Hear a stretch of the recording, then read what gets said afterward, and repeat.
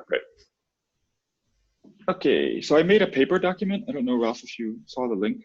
I saw the link. I just opened it. I had another Sure. meeting just before this, so I had no time to Okay. look at it. This was like me reviewing things. We are free to adhere or diverge from the like vague agenda that I put there. But basically, I thought it would be worth reviewing like what dereferenceable is, the current status of dereferenceable and related attributes, what kind of problems we run into around our use of them, how this interacts with stack borrows, and then after that, talking a little bit about like what we might do to change what we might do about it. But, yes. And I don't know a lot about I really am not sure about the current status of LLVM. I don't know if any of us do know, but I see there's been a lot of updates. Like there are new things landing in LLVM. Maybe we could maybe you know a little bit about what they're trying to do, Ralph, or others. I mean, I know, like what I know didn't change since a few months. Our Kruppe might be more informed. Yeah, but well, what do you know that hasn't changed? Because my knowledge goes a little further back. Okay, I mean, LLVM has this dereferenceable attribute, and they realized, then they're using it to model C++ references, and they realized that it's wrong what they're doing, because their intended semantics is something along the lines of this thing will be dereferenceable throughout this function call, and they have optimizations relying on that. But that's not what the C++ spec actually says. It is permissible for a C++ program to take a reference and then deallocate the memory that the reference points to during the execution of the function. It just has to be dereferenceable initially. And so they are aware of that problem and intend to fix it. And then there was this discussion about like basically adding a new attribute or changing the semantics of the existing attribute or whatever, so that you can express that something is dereferenceable only at the beginning of a function, as opposed to throughout the execution of the function. Okay, and what is stuff like no free and no sync? That is related insofar as there was some stuff there, but there I'm really fuzzy on the details, that if you have dereferenceable in the beginning, and then you call a no free function, you know that the memory still can't be deallocated because it's still dereferenceable, right? So in other words, a no free function doesn't free anything. A no free function doesn't free anything, and so maintains dereferenciability if we ignore concurrency. Now, if we take into account concurrency, then dereferenciability is stronger than just this memory exists, because dereferenciability, if it's useful, it's supposed to allow the compiler to introduce intermittent reads, which kind of means there can't be racy writes. At least I think that's what it's supposed to mean. It's not like any of this is very precise. And that's why no sync is relevant, because if you have a data race by doing a write before a function and the function doesn't sync, then it's still data race if you do the same write after the function. So no sync means the function, I was kind of wondering what this meant. It doesn't synchronize with in the C++ terms or something, other threads? Yeah, it doesn't do any, it doesn't, well, your guess is as good as mine. My guess is something like it doesn't do any atomic operations. No fence, no atomic loader store. So it can't possibly have a synchronize with edge with anything else. But then in the PR, I think people were talking also about no sync on variables. So at that point, I got a bit confused, and I don't know actually what the status is. And that's been a few months ago, so I forgot the details. I didn't see no sync on variables. I saw no free on variables, I thought. Maybe it was that way around? Yeah, I think at least in the docs, in the LLVM docs that I saw, it does talk about no free on particular parameters, as opposed to, well, you can put on a whole function or on a whole parameters, but no sync looks like it's solely for the function. Yes, that makes sense insofar as syncing is kind of a global property. Like you can have a fence that's not even a variable and you can do syncing, whereas freeing is much more tied to particular data. Yeah, that's also consistent with just reading up in that what's in that LLVM review thingy from November. Yeah, that sounds a lot more useful to be able to narrow down what you don't free. So. Right, right. So then the idea is if you have dereferenceable on entry, which I mean, I guess the existing dereferenceable is going to change its meaning to be the weaker thing so that it's maximally compatible. Then you can like maintain that property as you step over no alias function that are also no free for this particular thing. Of course, this also requires aliasing stuff because it could be freed by another alias. But if you also have no alias, then Okay, and then there's dereference globally, which is something stronger than what we had before, right? Or so yeah, we so that was one proposal, which I think was basically supposed to mean it will never be dereferenced ever until the end of everything. Where I was like, can we please also have something weaker because in Rust we would like this. But we want something stronger than the new dereferenceable, but weaker than globally. Yeah, I mean, we want something function scoped, basically. Right. Except whatever that does with inlining is not entirely clear. Also, like, we may not, right? We also have some problems where function scope we isn't also a have good some fit for problems, us. yes. So yes, maybe we should transition to those things. Like, or like in a region in a function. Right. Well, specifically the arcdrop interactions and so on that are like the cause of this meeting, right? But there were a bunch of, was Arc the only one? I thought there was another one, but I forgot. I'm not sure. The two things that are on my mind are MMIO and arcdrop, but that was actually one of the questions I wanted to raise. I guess MMIO would be the other one, yes. The other thing I wanted to ask is in stack borrows, like if I'm not mistaken, the way we justify emitting a dereferenceable attribute with what we thought the semantics were, in other words, the function scope, was by these kind of fence things that get introduced, right? Where you say these things that used to be called barriers, and then I renamed them to protectors, so that the name is slightly less mixing up with existing terminology. That's it, and I just introduced a third term. Let me rechange fencing. Okay, protectors. That's good. Yes. So basically, the protectors make sure that it can't be deallocated, or indeed the entire pointer can't be invalidated during the execution of a certain function. And the idea is, just to make sure I'm not totally off base, the protectors basically on entry to the function, they push some things onto the stacks for memory accessible from parameters, and on exit they pop, and those things had better still be on the stack, more or less. That was the 1.0 version. Okay, it's changed. It doesn't work anymore with stack borrows 2.0. What this is these days is a stack item.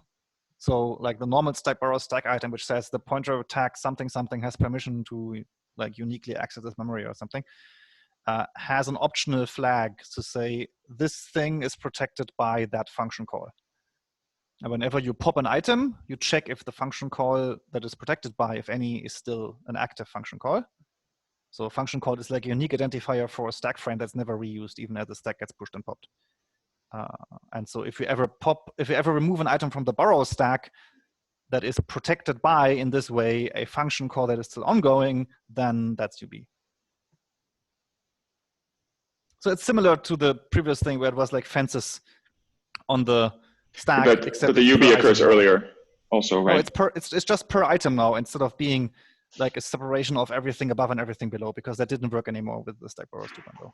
Okay, but also the UB occurs the moment it's popped, and not. That was already the case before. But this is different from the protectors for mutable references, or? No, the protectors are the same for mutable and shared. It's the same mechanism. Okay. I'm not sure I quite understand what you mean by per item, actually. Maybe is that mean by what? Important? You said it's per item. Well, I mean, the borrow stack for every location has a whole bunch of items, right? Like it says this tag is allowed, like it's a stack of tags.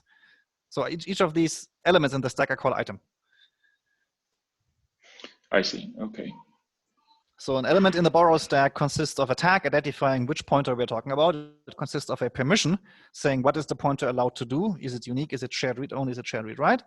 And it consists of optionally a protector that indicates is this item protected by some function call, meaning is it UB to pop this item while the function call is still ongoing.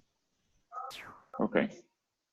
And for mutable references, that also causes aliasing of two parameters to be read, or arguments passed to the function. I believe you're saying, Central, that when you push, like putting these protectors onto the first argument, if you have the same argument that gets the same, if two arguments that get past the same underlying pointer, the act of adding these protectors is what's going to trigger UB for that. Yeah. So Right. as one side effect of these protectors, which is kind of, yes, a very welcome side effect, is that if you have two aliasing mutable references, then it's UB immediately, even if the function doesn't do anything, because reborrowing the second function argument will inevitably remove the protected item for the first function argument and therefore cause UB. Yes, that is a very welcome side effect, but it's not the primary motivation. It turns out the property that those actually don't alias in terms of they are not equal is actually not a very interesting property. The interesting property is which operations can we reorder.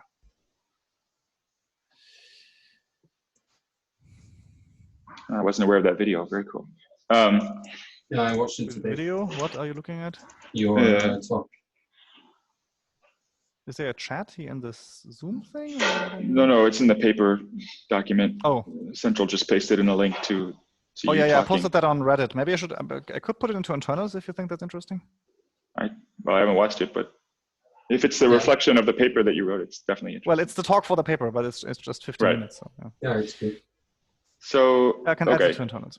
Maybe we should look at the bugs we're actually hitting then. So the first one is the arcdrop, and I mean, I guess what I understand of that is that it sort of begins with the atomic cell, right? Like all the way down in some sense. We take in an and self, to an and atomic U size, we do a decrement in one thread, and then another thread might also decrement before we've actually returned, might decrement, realize the ref count has now reached 0, free the underlying memory. And now, even though we'll never use our reference again, we still have an invalidated reference on our hands, right? That's the basic problem. Yes, that's the flow of events.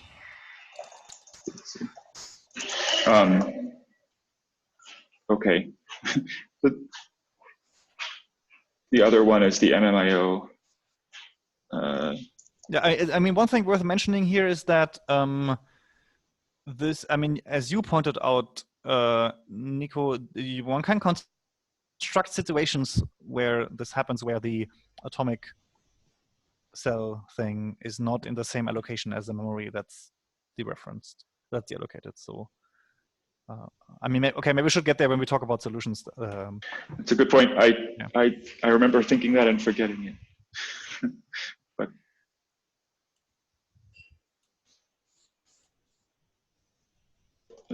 so in terms of the MMIO, I guess I did quickly read this RFC and stuff, but maybe just to bring everyone up to speed again, like currently we have embedded code that has this volatile cell abstraction, and they want to be able to create things like this is some block of memory that has a particular format that will be, it's very significant to read or write from it because it like has side effects in the real world or whatever. And they want to pass around, let's say, an ampersand my registers here. But if you say that this is dereferenceable, then that's not good because now you might introduce arbitrary reads that could have bad side effects. And the RFC is proposing sort of two workarounds, which I think are neither of which is very nice, but maybe worse, could be worse. I don't know how much is worth going into them, but it's interesting, at least if nothing else, in that I feel like it's concerning to me that I want Rust to be awesome for programming, you know, embedded systems programming environments, and if we have to do elaborate workarounds, that feels not awesome. So I would like it if we find nice things that make it feel more ergonomic and what's the word I'm looking for? Idiomatic. But so they proposed either like introducing a bunch of GSTs. In both cases, the core idea is to not have any references. In one case, you have just unique types for every block of memory, and that those types just know the address that they're supposed to dereference. So when you try to read from them, they do that. And in the other case, you have instead of a volatile cell, where the address of the volatile cell is sort of the actual address of the memory, you have a volatile address which stores the address. And like a volatile pointer, basically. Yes, and then you have to call like .get, but the problem with that is then it's not zero cost, basically. Like it's kind of nice from some perspectives, but if you look, you're now storing a bunch of pointers that you could just sort of know by you wind up storing the pointer for each thing in the block of memory rather than a pointer to the start and figuring out the rest or whatever. Particularly when you have like a block of MIO registers that are one next to each other, it seems Right. people like to make a packed struct that has one field for every one of those to directly reflect this, and that Yep. doesn't work anymore with this. Plus, yes, and in neither case do you get to like type food bar and load the field like you kind of wanted to. You have to type like food bar get whatever. Yeah, well, you need to .get anyway, right? Because well, that's true. Because It's volatile. So okay, I take that back. Yes. No, I mean, this could be resolved instead of going through references by making raw pointers sufficiently useful to use raw pointers consistently for everything there. Which is something that now that both showed up, that is on some people's agenda anyway, right? To make raw pointers more ergonomic. So if we have sufficiently ergonomic raw pointers, then maybe we don't need references for volatile stuff. In what sense?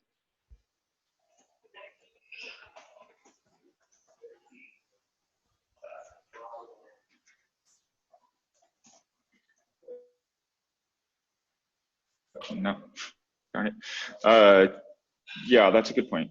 So maybe we should turn to the solution e-space then, I guess. So there are basically, well, you were just raising the idea that maybe we need to use more raw pointers. Ralph, I think that's possible. It doesn't. Well, for volatile, at least. This seems, I mean, I'm not entirely proposing this for all the things, but for volatile, that doesn't seem entirely unreasonable to ask people to use raw pointers if we can make them sufficiently ergonomic. I'm not sure yet if I agree, but making them more. I mean, I'm also deliberately making somewhat controversial statements to get counter arguments. So. Yeah. Well, I don't. Maybe the Central raised one question: what does it mean to make them more ergonomic? I think one answer maybe is stuff like being able to make methods and like starcon self methods, which you can't currently do. Better integration with traits. Yeah, postfix deref. Postfix deref. Yeah, it's really a pain in the butt to use raw pointers without the option to auto deref and stuff like that. Well, I'm not even talking auto deref, but that's another thing. But postfix deref, like at the very least. Well, I'm saying with today's deref, yes. Let's put it that way. We would need some more. We should note these down. But you're muted. I'm trying to remember what I was going to say in response. Why I wasn't sure if I believe this. Oh, I guess because it's it's sort of viral that there's no the raw pointer has to propagate all the way out to any struct that itself embeds MMIO. I'm not sure if that's a problem. That's just an observation, I guess. I mean, many of the things that we just listed are things that unsafe code authors that work with raw pointers a lot want anyway. So I basically, what I'm worried about is fitting a solution to something that MMIO, like to make MMIO work better with references, but then we fix all the annoying stuff with raw pointers and then we kind of don't need that solution anymore. That's reasonable. I agree that those things are worthwhile. So you have a point. Someone has a point. I think Nico made a point that removing Dereferenceable from Unsafe cell references to Unsafe cell. What would that mean for stack borrows? I have a hard time understanding you. Sorry.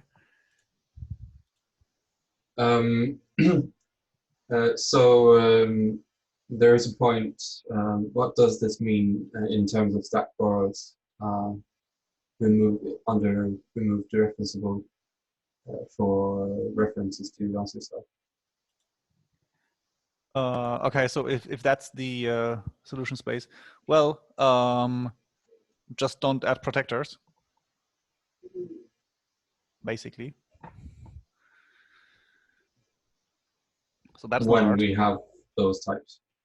Yes, I mean, look at the type, and if the type is an unsafe cell or might contain an unsafe cell, I mean, it gets a bit interesting for generics. And there's also the question of how infectious is it? Like, do we only not have accessors, protectors for the unsafe cell part? Oh no, actually for generics, not a problem because it's completely monomorphic. Sorry. Do we just not add protectors for the unsafe cell part?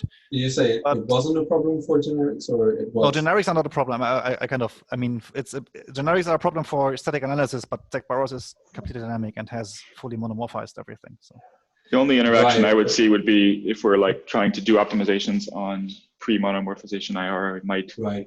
Yes, interact. optimizations will have to care about this, but that's a derived property. Stack borrows itself already. I mean, Miri has a substitution that fully monomorphizes whatever mirror it is in. So Sure, Yes. but it seems important that to have more composable mirror. but true, but that's already the case. Like if you have if you are optimizing a generic code with an ampersand t and you don't know if there's an unsafe cell in the t, then you don't know if you have no alias. And that's already a thing. So I don't think that should stop us here. Good point. But yes, indeed, how infectious it is interesting with structs. And then, I mean, if it's infectious through structs, then the next question, is it infectious through enums? I think current implementation is it's not infectious through anything, if I recall. I simplified it to match the formal semantics because we were going crazy trying to formalize anything anything else. But yeah, there's a bunch of trade-offs here.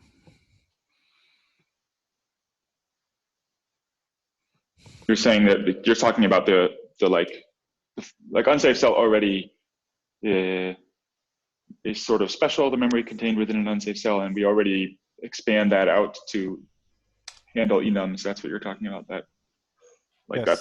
Yeah. Okay. I mean, currently, I'm not entirely sure. I forgot what I keep changing things, but it's certainly we are already ignoring enums. I think that's currently the status, yes.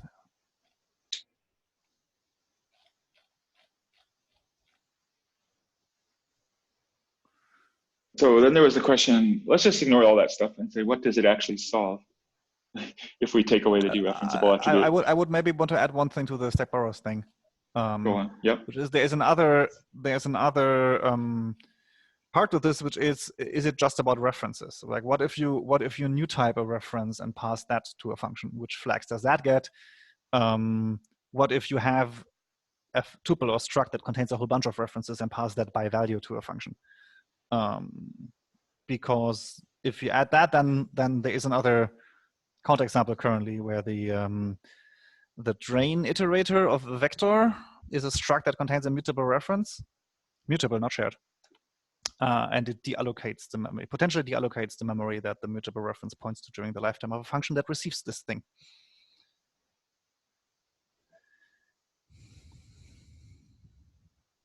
And there's no unsafe cell anywhere. There's no aliasing. It's all unique. It's just being deallocated. And this is somewhat, and another, well, there's two more instances of this, but they have kind of unsafe cells, which is ref and refmute, the ref cell handles. Which goes back to a thing that I raised like 3 years ago, where those guys are references with a lifetime that is kind of a lie, because they are actually not the other references. case. Remember we were saying earlier there are some other examples where the same stuff is happening. Maybe it was. Yeah, I think that might be the part cell. I forgot. Yes. Now it popped up again. In all of these 3 cases, we basically have mutable references that are kind of lies in the sense that it's well, mutable or shared. We have references that have lifetimes in their static, given in their type in the source code, that are actually much longer than the lifetime that the reference might really have, because you might drop your refmute before, like while its lifetime is still ongoing, and then the reference ceases being valid. I can dig out some issues for that. Yeah, I was just going to look for them, but yeah. Yeah, I can add them to the paper.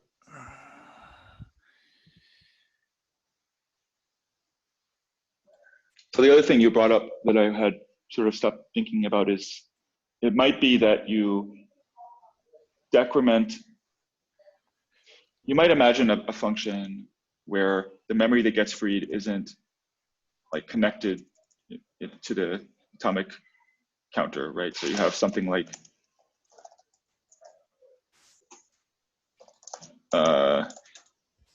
a function that takes an atomic U size and says like if x dot decrement, I don't know, I forget what the API looks like, whatever.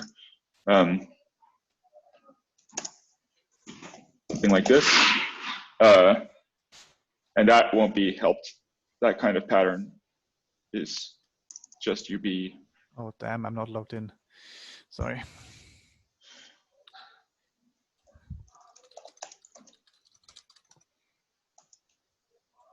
maybe I don't know if that's actually something anyone really does, but I'm not sure if you can even make that seem safe, like a safe abstraction. But I mean, you could imagine RC and arc that for no good reason split and the thing into two allocations, or like find some other clever way to store the ref count. Right. Some It seems or whatever. That seems easy for me to imagine. What I'm struggling a bit with is whether there's a safe sort of way to make that appears to be safe but isn't. I bet there probably is. I guess the example you just gave, if it was like some singleton where you had a special kind of arc that's, there's only one ref count in the whole program and all the existing instances of it are handles to that same memory or something. That would apply.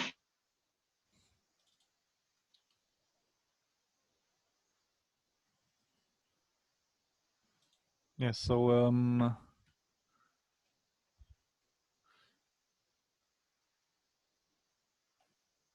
yep. I'm wondering where to put this issue reference. It's the arc issue description. This seems like, does this raise the question of, is dereferenceable as we knew it? Like, we claim we want that except sometimes, but I'm calling into question that statement and asking, like, is it stronger than what we really want because of threads? Well, I mean, it seems like for mutable references, none of the thread or aliasing stuff applies because they can't be any aliases. Yes, modulo, whatever this drain thing is. Yeah. Right. So I mean, we should. Yes. So this entire drain refmute thing, certainly drain has to be moved into the, like, removing the referenceable for ampersand unsafe cell doesn't help because there's no unsafe cell anywhere. Can we clarify the drain thing for a second? I was trying to catch up and read about the drain problem, and I thought reading a bug that was about a shared reference, not about an ampersand mute. Can you just double check the understanding there? Sure. Refmute also has a mutable reference, by the way. So there's two cases with mutable references. I mean, basically, drain internally has an ampersand mute reference to a slice thingy that is like the elements that are still to be drained or something like that, roughly. But there is a function you can call on drain. I'm not sure which function it was. That will cause the they actually have an issue that is oh no, actually it's shared reference. I thought it was mutable. Okay, I'm wrong. A mutable one, the part of the reason I was curious, because a mutable one I would have imagined you could always just swap something else in. If there's actually a problem there, but a shared one, I mean a mutable. No. That shouldn't help, because a mutable reference. I mean, the initial value of the mutable reference should be a piece of memory that remains allocated through this execution. I don't think you can get around this with swap. Oh, maybe I'm just mixed. Well, okay. To be fair, I'm looking at the paper doc where the type in the paper doc doesn't reflect reality of what we're talking about here. Is there, Ralph, a issue that you were looking at that I can add? I just added in paper the issue 60,076, which is specifically about drain.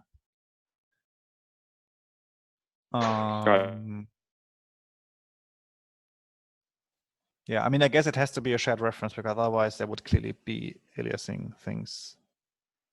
You could imagine cases with mutable references. I mean, refmute kind of has a mutable reference, but then there's unsafe cells. But unsafe cells shouldn't be relevant below mutable references. Whatever. Yeah, I mean, refmute has a mutable reference. So we have a mutable reference instance. It's not just shared reference, and it's not just unsafe cell. Like, the drain is an example for shared reference without unsafe cell, and refmute is an example for mutable reference. So I think at that point we have all the three cases covered.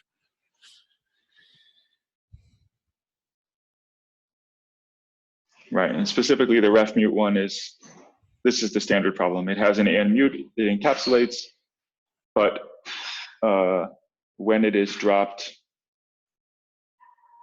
that and mute becomes invalidated even though it had a lifetime that sort of was still in scope, essentially. Right, and in particular, even though we are currently inside a function that there's an active protector for that function, so step borrow says no. Yeah, I'm just going to write that example just to have it written out canonically, but makes sense. Oops. Let me try to fix the other thing. Where's drain? Yeah, it contains a slice iter. It contains a read-only. That's interesting that it's read-only because there's aliasing things going on probably.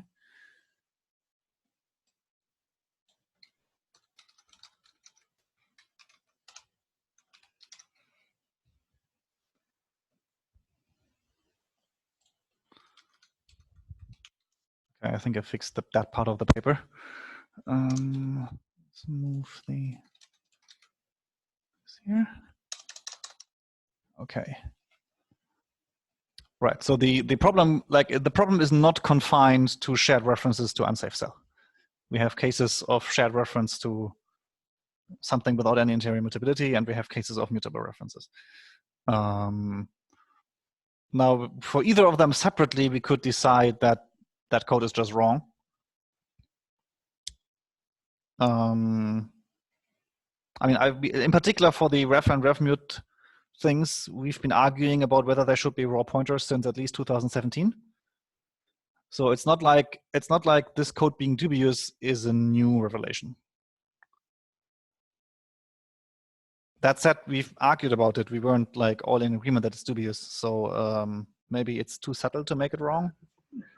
It's certainly like, you know, it's the code we wrote. Thinking that doesn't necessarily mean much, but it tells you something. Right. I mean, but we found a bunch of other step borrows violations in the standard library as well, right? So. Right. I definitely think like if we had an actionable test, you know, there's room to say, okay, this may be the code you would have written at first, but as long as it will immediately fail when you start running the sanitizer on it, it's okay. Yeah, well, that's kind of the hard part here. It's actually not easy to come up with test cases that break this. Like for ref and refmute, the refcell test suite doesn't hit the bad stuff,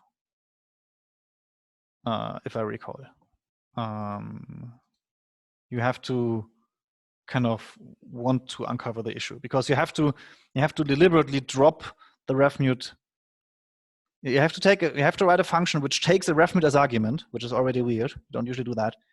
And then which during its lifetime drops the refmute. So it takes it by value, it drops the refmute, and then it creates another. It also takes a reference to the ref cell, and then it creates another reference into the ref cell after having dropped the refmute inside the same function. So this is the kind of test case that you don't write if you don't know to be careful about these things.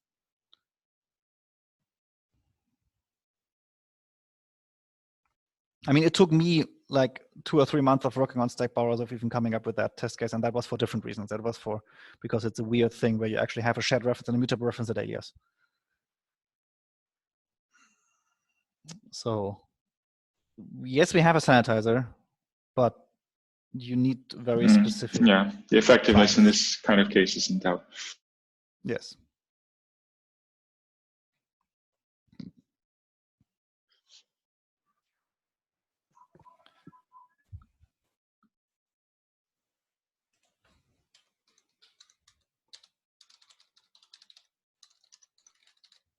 But how many people would be affected by these rules being quite difficult, right? Like, well, people writing stuff like refcell or vecdrain. Yeah, but I don't know numbers. Well, it doesn't seem very common. Especially like, I mean, drain maybe like certain kind of collection iterator things maybe, but like defining your own cell type is, you know,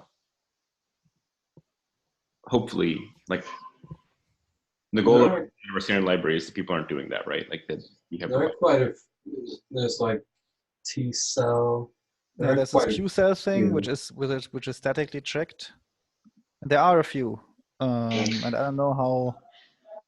I actually feel like drain is. Those sort of APIs are quite difficult to write. Yes, but then there's quite a few people that have like various variants of vec, small vec and static vec and error vec, and I don't know how many there are. Yeah. And probably some of them have a drain method. Yeah, I think it's not I think the answer is not like this is only super wizards. I think it will happen, but it's obviously not every program. And I think in those cases, the code is probably derived from other code and similar, like all the back cases look sort of the same. It seems like the idea of trying to make raw pointers more integrated and ergonomic is the key common ground here, because basically the rules, if we were going to express these rules in ways for people, it would probably kind of be the rule of thumb is use raw pointers when you're doing tricky stuff. Yeah, exactly. And we have to make that, like, the reason we're not doing that now is because that's really painful. At least that's part of the reason. I think that might then lead to, sure, lots of people are writing this code, but they're just using raw pointers to do it. They're okay. Yeah. I mean, the kind of rule of thumb that all of these three cases, ignoring arc, have in common is that you're lying about a lifetime at some point. So this is something that you could in principle discover by thinking hard about, like, okay, I'm writing this drain type, and I say I have an ampersand tick a slice thing there, but then I'm actually dereferencing it while the lifetime is still ongoing. Yeah, these are all cases where you want to have a pointer that could possibly dangle, right? Which is, we have today as non-null, but that's really unergonomic to actually use. So in the next edition, for example, we could make the ampersand draw potentially make a non-null as an example, making that more ergonomic. Yeah. So I discussed with Ralph and Nico separately before having some kind of new pointer type that's intermediate between raw pointers and references, which is essentially has the semantics of non-null. So it can dangle, but it can't be null, and so it gets the niche optimization. Give it the ability to construct it with some sort of it's like ampersand raw kind of syntax. It seems like it would be a sort of middle ground that we could find a way to make it more ergonomic than using raw pointers currently is. This is the ampersand unsafe, like that's your working title kind of. Yeah. I think the other part of this would be that we have also like a problem we didn't mention earlier, but I added to the doc, is that we have no way to create a raw pointer that doesn't go through a reference. Yeah. We have, of course, ampersand raw const now, but that's like very awkward and doesn't feel right. Doesn't feel like a from the beginning integration into the language. Yeah. Personally, I can't say that I'm a major fan of the tradition of having the same grammar in types and terms. Nonetheless, it is a tradition. The consistent point of consistency. So what if we had this ampersand unsafe? Like how it still? I guess that it also affect. I guess that in terms of MMIO, it basically just is saying, yeah, we'll address this by saying you should be passing the ampersand unsafe self or something. Yes. For things that may transitively contain MMIO. Presumably, we would make ampersand raw into ampersand unsafe. Yeah, I mean the keyword isn't that important, right? But actually, it is, because if it's unsafe, then because it's a keyword, we can. Yeah, that's why I was with my like. Right, but I mean ampersand unsafe already, like I can already write ampersand unsafe credit brace something, so there's some ambiguities here. Yeah, well, yeah, I don't think we should like get into the keyword. Yeah, true. No, don't. Let's not get into syntax. Yeah, but like, yeah, so it's sort of like if we had this additional intermediate type that would probably like fold the ampersand raw operator into it by just being, you would construct this instead of constructing a regular reference, and then coerce into a raw pointer if you need a raw pointer. No, also non-aligned at that point. Yeah, it wouldn't have any alignment guarantees, or I guess. So that then we could even think about like dereffering that thing could actually be equivalent to read unaligned to make it 1 foot gun less. And if you want to actually get the performance of an aligned read, you have to say so or something. But that's details. Yeah.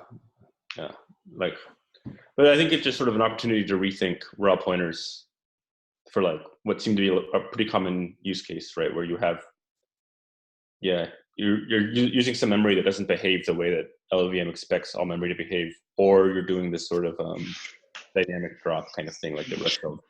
Do we see?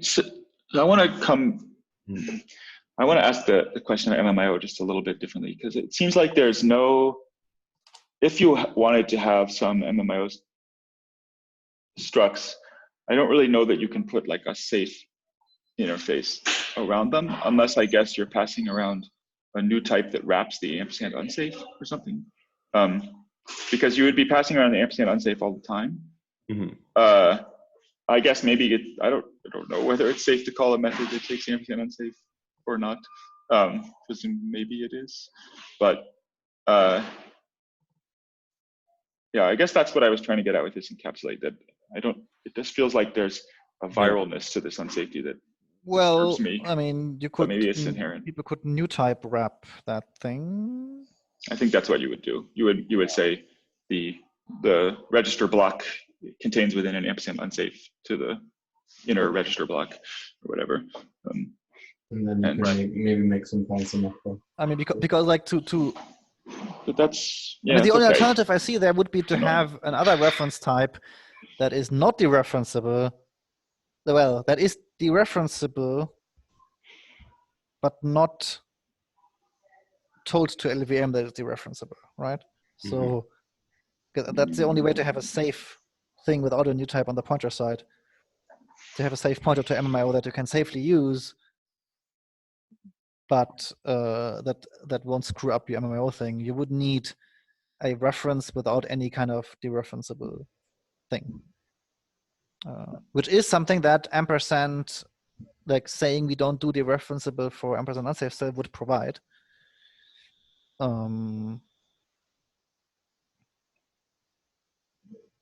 Right. That's basically what that would mean. Yeah. I mean, but of course, there's still a kind of a tension here, because one thing we totally could do if we ignore MMIO, that would solve all of these problems except for MMIO, is to not emit dereferenceable, but emit dereferenceable on entry. That would be correct. Like all of the, because I mean that would basically mean removing protectors from stack borrows, and all of the, like the arc thing, the vec drain thing, refmute, they all are solved by this. They're all dereferenceable on entry. It means you have to be very careful, because like in arc, you could very easily call a function after having dereferenced the thing, and then it wouldn't be dereferenceable by entry anymore. But that is the kind of stuff which maybe we can get away with, because we, like, if you have references to memory that you are deallocating, you ought to be careful. Yeah. I don't quite understand the arc problem. What would it not solve for arc besides the point where they're not? Well, it would solve arc as it's implemented currently. But if there is, say, a helper function in arc that takes an ampersand arc inner or something that you call after it has been deallocated, right? In particular, if this happens by value, like let's say you pass an arc around. Yeah, well, probably it is. I don't know. I was concerned there was something there. Like maybe it's not an ampersand arc inner directly, but you have a struct that has a bunch of fields, and one of them is such a reference. But yeah, I feel like we can get away with a rule which says when you pass around a reference, like it's a kind of validity invariant, right? When you're actually explicitly touching or creating or doing something with a reference at a reference type, at that very moment, it must be dereferenceable. Right. I guess I agree. I could imagine it happening like you have an and self method that never actually uses self, for example. It's just there for stupid reasons that you want to direct. But that's a bit like validity invariance. Like we already say, when you're touching data, you have to be careful. So dereferenceable on entry is a bit like making this just a validity invariant thing. And it would solve all of the problems except for MMIO. And I also have to start get going. I was just going to say, time check, Ralph, you told me you want to go. This was pretty good. I think I felt like I don't know if I feel like it's all in cache at least. But you should go. Thank you, Ralph. Yeah, Yeah. sure. I mean, I'm online, so if you need me to fill in some more questions, just ping me on Zulip, I guess. Yeah. Great. Okay. Thanks. Yeah. Ciao. Oh.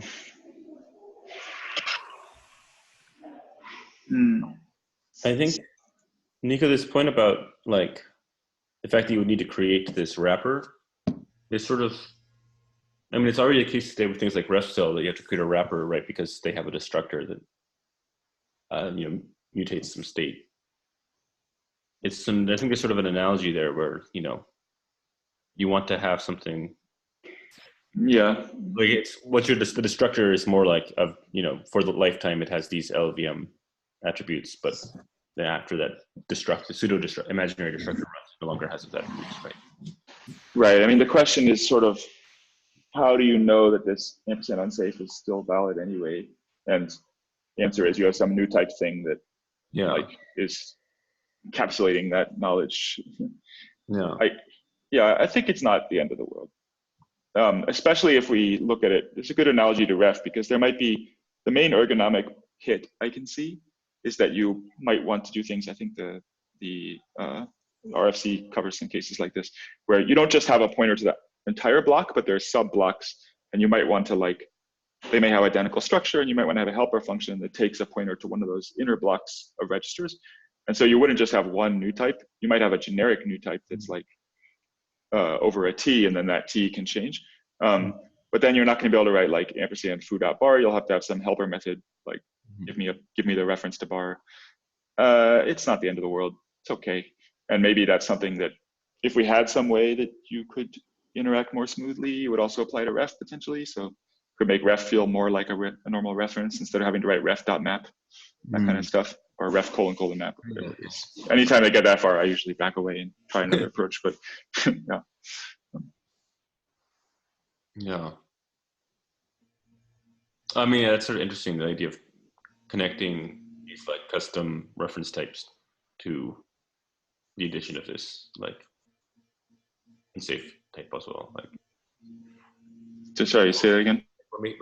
That connection that you're drawing, because with this unsafe references, we're making it easier to build these types, and then we also make it easier to consume these types at the same time. Sort of if we somehow make it easier with to avoid this ref map stuff, right?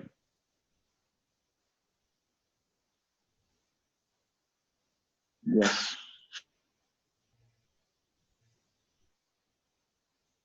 To make up for the fact that we're taking away the ability to just use references. Right. I don't quite know what that looks like yet, but I guess it would be some way to overload something. Yeah, some sort of ability to say that this is to project, basically, is what the issue is, right? Yeah, it comes up with pin too, right? Yeah. In fact, there were some other examples too, now that I'm talking about it. Yeah, that's really interesting. So it's safe projection. It's kind of but not the same as fields and traits, but those are still sort of limited. But it's kind of those are still, you enumerate the set of fields rather than you sort of want to be able to say whatever, you want to delegate that to the type that you're wrapping. Yeah.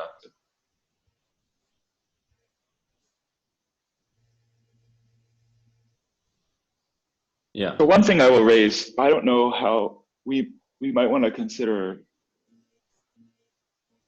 if we're talking about additions, we might want to consider reserving some of the syntactic space. We said, ampersand unsafe would technically be a breaking change. In addition, it's an opportunity to make that change with that transition, right? Actually, I thought some more about that. The only case where it would be a problem is unsafe. Is ampersand unsafe and then bracket. Base. That is trivial to use look ahead for, and then you just disambiguate with parentheses. Yeah, definitely. But in the addition, we'd have to define the meaning and have Rust fix changes and stuff. No, I'm saying that you could do it in all editions. You don't need to do any edition changes. Depends what you want ampersand unsafe brackets to mean. If you want it to operate consistently with other ampersands, or if you want that to be a special case for old time. I could kind of go either way, to be honest. But I mean, this is that you wouldn't, the edition change itself will need a special case in any case, and it's probably a smaller special case to just use look ahead, I think, from a crossing and ground perspective. Why would the addition need a special case? I mean, it would probably add like a brace or something. You need to check whether we're in this or that edition, and it's generally harder to specify edition. Oh, you mean like the parser would need to check differences? Yeah. Yeah. Okay. Well, that's true. But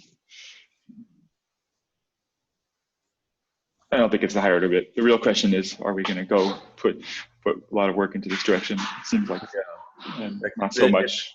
Can we actually develop? Right. So the question would be if we wanted to reserve raw as well.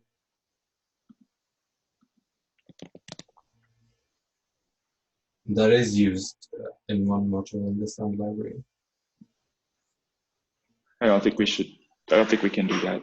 Like, we at least have to keep the module in the standard library has to stick around, and we don't want to be referencing it with our question or our hash raw or something, probably. Right? I think it's pretty common for people to wrapping a CF API to the C API will be in a module called raw, like stuff like that. Oh. I think it would be a pretty big breaking change to try to reserve raw as a keyword. We could test it. Yeah, sure.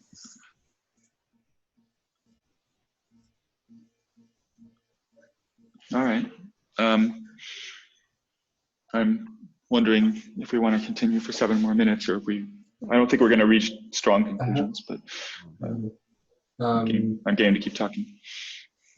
I feel like I need to educate myself some more for having opinions. But I was thinking about something else. We have had some recent improvements with pattern matching, like bindings after at. You have a binding and then at, and you have some more bindings, which is now unstable. And now you can have like a tuple and ref x comma y. So you are borrowing one part and then moving another part in a pattern, and that is another feature gate. And or patterns are now usable, and we recently stabilized slice patterns. So I was thinking maybe we should do an inside Rust post about that, like a few pattern matching equivalence changes. Yeah, I'd be up for that. That seems like a good idea. You want to write it? Sure. Yeah. Okay.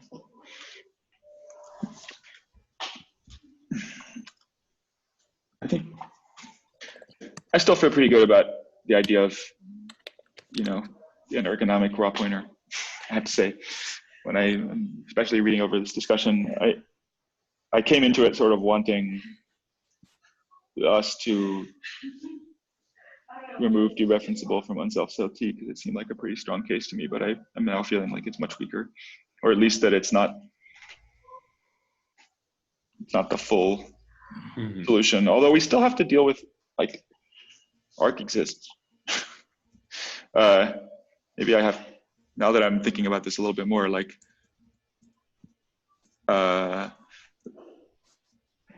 just adding ampersand unsafe doesn't in any way solve these arc problems, right?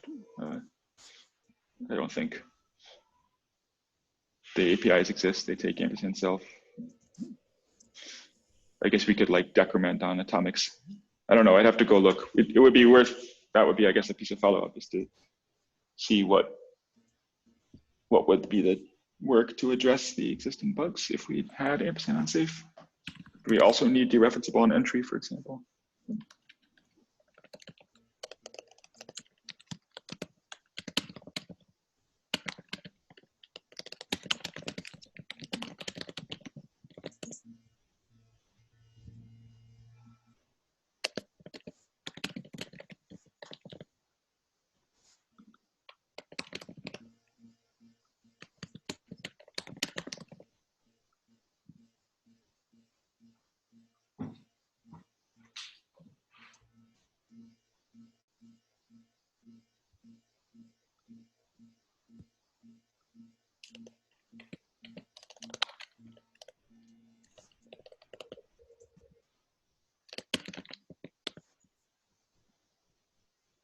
seems like at minimum we'd have to add an ampersand unsafe.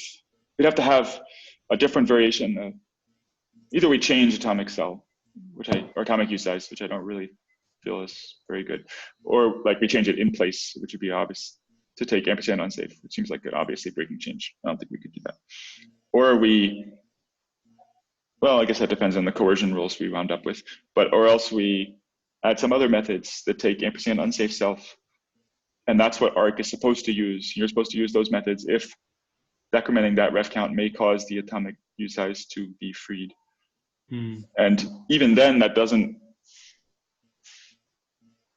you don't know if that, I guess, and then inside of ARC itself, we'd have to probably change some of the implementation methods that are probably taking and self now to take and unsafe, the ones that are invoked from the destructor of an ARC, whatever they are.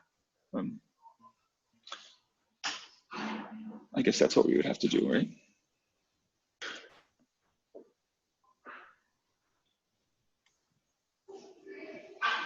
The thing on amperatomic use size just feels kind of like dumb. I don't know. I'm trying to put my head around why, but it just feels like that operation is so simple, having two variations when I don't know what the compiler even, I don't love it.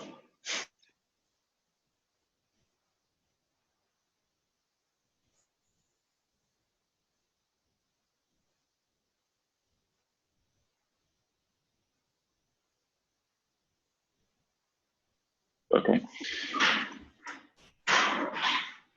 Call it. Any parting thoughts? Thanks, everybody. Thanks.